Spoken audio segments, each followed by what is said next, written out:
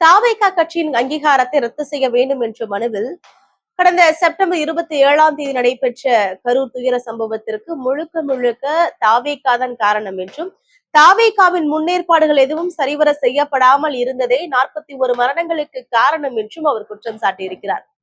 அது மட்டுமல்லாமல் இந்த கூட்டத்திற்கு பெண்கள், சிறுவர்கள் என அனுமதித்தது மக்களுக்கு விரோதமான ஒரு செயல் என்றும் அவர் குறிப்பிட்டிருக்கிறார். மக்கள் பிரதிநிதித்துவ சட்டத்தின்படி இந்த கட்சியை தேர்தல் ஆணையமானது ரத்து செய்ய வேண்டும் என்றும் அந்த மனுவில் குறிப்பிட்டிருக்கிறார்.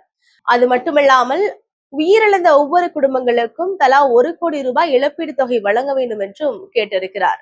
இதற்கு தேர்தல் ஆணையமானது என்ன சொல்லியிருக்கு அப்படின்னா, தாவேகா ஒரு அங்கீகரிக்கப்படாத கட்சி.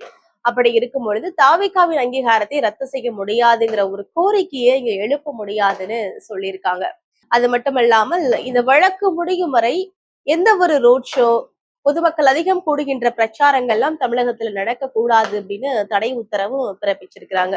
இந்த சூழல்ல தாவேகா இந்த 41 குடும்பங்களுக்கு என்ன செய்திருக்கு அப்படின்னு பார்த்தோம்னா, ஒவ்வொரு குடும்பங்களுக்கும் தலா 20 லட்சம் ரூபாய் வங்கி கணக்குல வரவு வச்சிருக்கிறாங்க.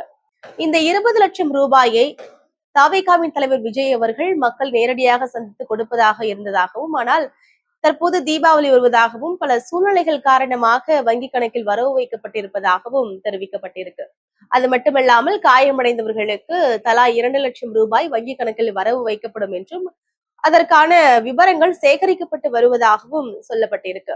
இது போன்ற வீடியோக்களுக்கு வேதா டாக்ஸ் சேனலை சப்ஸ்கிரைப் பண்ணுங்க, மறக்காம லைக் அண்ட் ஷேர் பண்ணுங்க.